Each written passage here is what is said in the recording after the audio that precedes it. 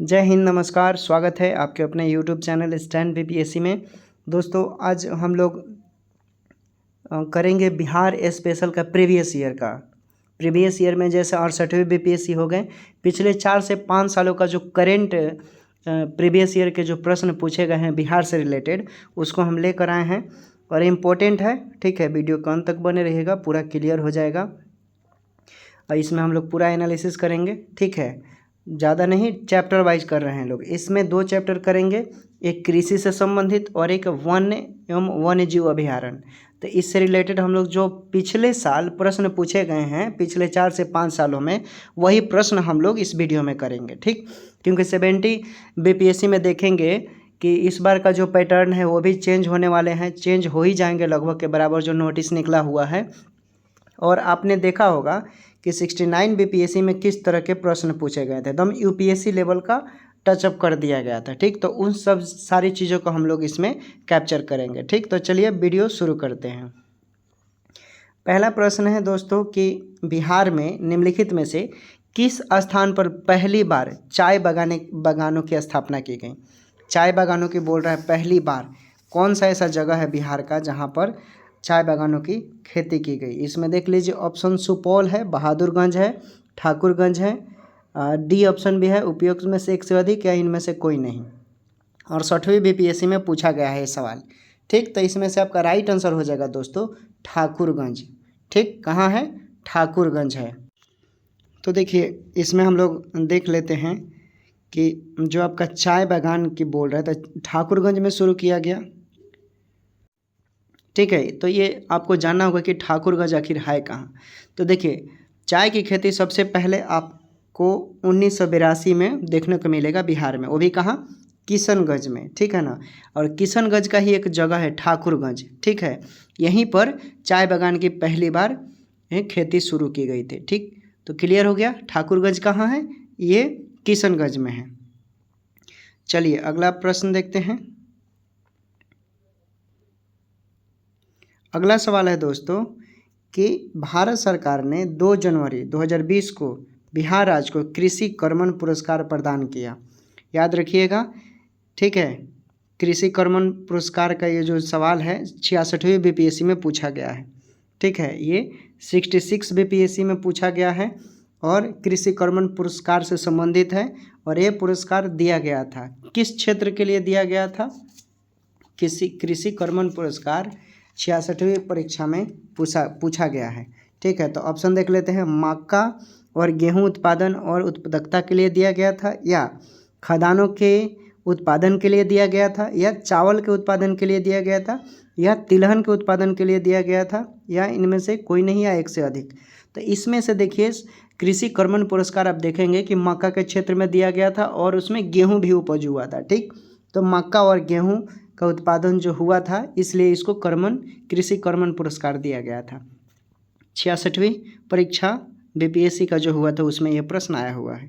अगला प्रश्न देखिए, ये प्रश्न 65वीं बीपीएससी में पूछा है। ठीक, किसमें? 65वीं में पूछा है कि भारत में न्यूनतम समर्थन मूल्य का निर्धारण कौन करता है। भारत में न्यूनतम समर्थन मूल्य का निर्धारण कौन करता है? ऑप्शन आपके समक्ष है।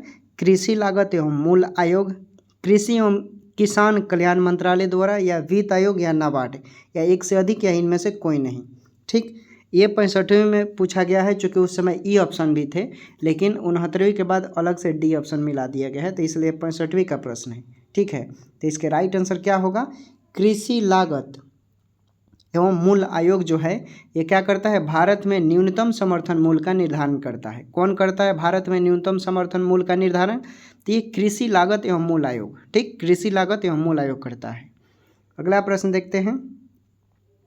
अगला प्रश्न है आपका कि बिहार में कृषि कुंभ मेला 2000 कहाँ आयोजित हुआ था। ये प्रश्न 65वीं से रिलेटेड है। ठीक है, तो आप देख रहे हैं प्रश्न का लेवल कि कृषि कुंभ मेला, यानी मेला से संबंधित कृषि के लिए एक मेला लगता है। ठीक है, वहाँ से भी बीपीएससी में प्रश्न पूछे जा रहे हैं। ठीक है, तो इसको क्लियर कर लेना है हमें। इस बार 2024 का हमें क्लियर कर लेंगे, देख लेंगे। करंट अफेयर में आप कोई भी प्रकाशन देखते हैं उसमें देख लीजिएगा, आपको मिल जाएगा, बिहार से रिलेटेड होगा। मैं प्रीफर करूँगा दृष्टि का बिहार स्पेशल देख सकते हैं, उसमें क्लियर हो जाएगा। तो 2019 में 65वीं बीपीएससी में जो प्रश्न पूछा गया था पीटी में, तो कृषि कुंभ मेला बिहार में कहाँ आयोजित किया गया था? तो ये आयोजित किया गया था मोतिहारी में, ठीक है, मोतिहारी में, ठीक। मोतिहारी को दो भागों में बांटा गया है, ईस्ट चंपारण, वेस्ट चंपारण, ठीक। और वहाँ पर एक बेतिया भी है। चलिए अगला प्रश्न देखते हैं। अगला प्रश्न है आपका, ये प्रश्न 64वीं बीपीएससी में पूछा गया। भारत के राज्यों में से जूट उत्पादन की दृष्टि से बिहार का स्थान क्या है? ठीक है, भारत के राज्यों में से जूट उत्पादन की दृष्टि से बिहार का स्थान क्या है?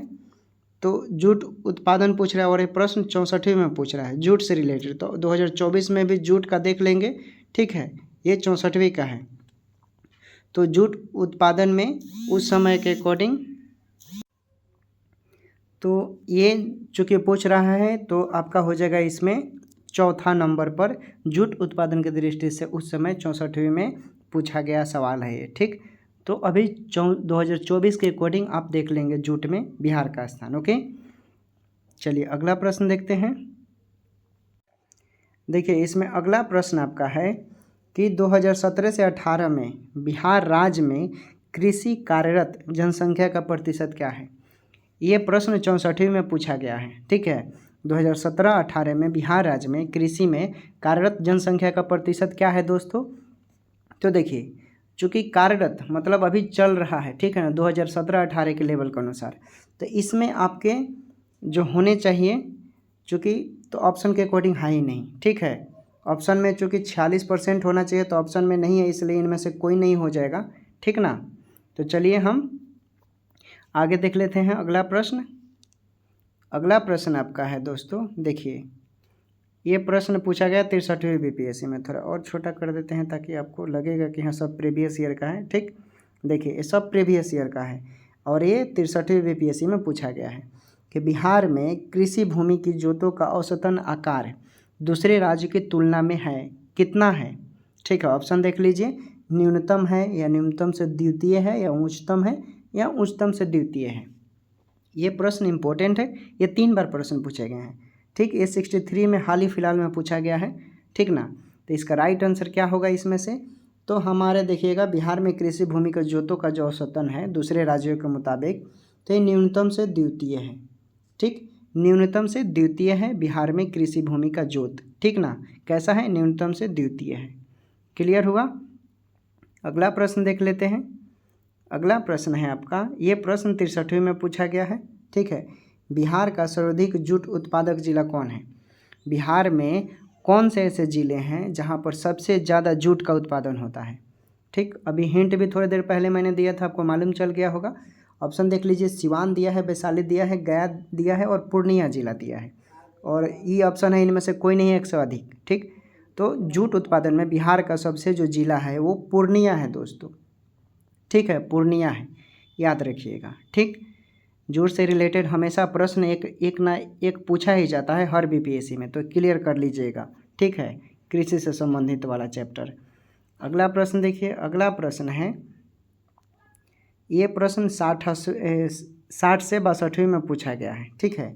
बिहार में निम्नलिखित में कौन रेशम वस्त्र उत्पादक केंद्र है?